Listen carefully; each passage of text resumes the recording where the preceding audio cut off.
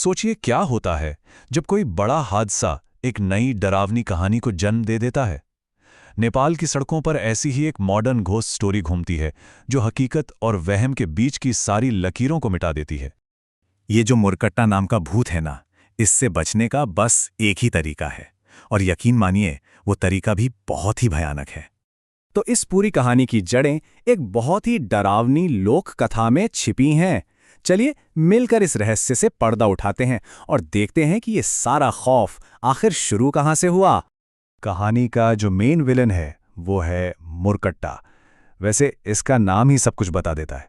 इसका मतलब है बिना सिर वाला। कहते हैं कि ये भूत एक बहुत ही खास और सुनसान जगह पर रहता है, एक काला पुल। और ये पुल न जाने कितने भयानक और जानलेवा हादसों का गवाह बन चुका है। तो अब कहानी में एंट्री होती है रंजन की, एक बिल्कुल आम इंसान जो बस अपने परिवार के पास घर लौट रहा था। लेकिन उससे क्या पता था कि ये सफ़र उसकी जिंदगी की सबसे बड़ी और शायद आखिरी भूल बनने वाला था। रंजन बस घर लौट रहा था और उसे इस बात का जरा भी अंदाजा नहीं था कि उसका रास्ता उसे सीधा एक पुरानी डरावनी कहानी के बिल्कुल बीच में ले जाकर छोड़ने वाला है।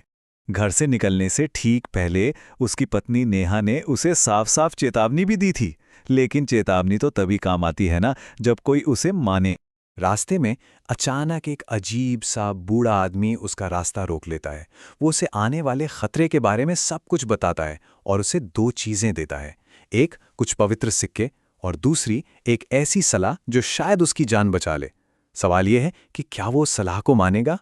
चलिए अब कहानी के उस मोड़ पर चलते हैं जहां सब कुछ गलत होने वाला था। और यह सब हुआ एक ऐसी जगह पर जिसका नाता एक बहुत बड़ी नेशनल ट्रेजेडी से है। ठीक उसी मनहूस जगह, एकदम धरहरा टावर के खंडहरों के सामने, रंजन की कार का इंजन गर्म होकर बंद पड़ जाता है और वो उस घने कोहरे में अकेला बेबस वहीं फंस जाता है। अब कोई और चारा न देखकर वो मदद के लिए पैदल ही चल पड़ता है। लेकिन थोड़ी ही देर में उसे एक बहुत ही अजीब और डरावना एहसास होने लगता है कि वो वहां अकेला नहीं है। और तभी कुछ ऐसा होता है जिसके बारे में कोई सोच भी नहीं सकता। सड़क के किनारे की जमीन धीरे धीरे कांपने लगती है। और बस उसी घबराहट में रंजन से वो गलती हो जाती है जो उसे नहीं करनी थी। वो उस बूढ़े आदमी की चेतावनी भूलकर पीछे मुड़कर देख लेता है और सामने होता है मुरकट्टा अपने पूरे खौफनाक रूप में।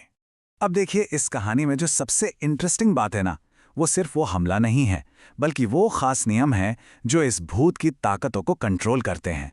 जब रंजन की पत्नी नेहा उसे ढूंढते हुए वहां पहुंचती है तो वो उसे सड़क पर पड़ा हुआ पाती है।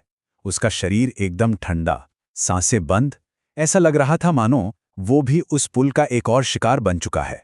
लेकिन तभी वो रहस्यमयी बूढ़ा आदमी फिर से सामने आता है और वो बताता है मुरकट्टा से बचने के 3 सबसे जरूरी नियम। तो असल में हुआ ये कि रंजन मरा नहीं था, उन सिक्कों ने उसकी जान बचा ली थी। उसकी सारी जीवन शक्ति उन सिक्कों में चली गई, जिससे उसका शरीर भूत को बिल्कुल बेजान लगा। और मुरकट्टा मरे हुओं को नहीं मारता, तो वो उसे वहीं छोड़कर चला गया।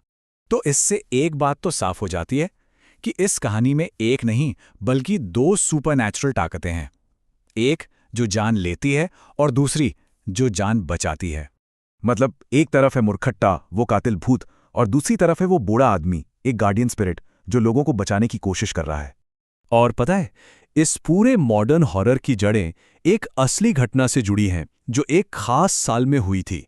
कहानी ये कहती है कि मुरकट्टा असल में एक बहुत पुरानी आत्मा थी जो धरहरा टावर के नीचे कैद थी। और जब 2015 के भयानक भूकंप में वो टावर गिरा तो ये आत्मा भी आज़ाद हो गई। ये कहानी एक बहुत बड़ा सवाल खड़ा करती है कि कैसे हमारे आसपास होने वाले हादसे आने वाले कल की लोक कथाएं बन जाते हैं। ये सोचने वाली बात है ना, कि आज के दौर में जो कुछ हो रहा है वो भविष्य में कौन सी नई डरावनी कहानियों को जन्म देगा।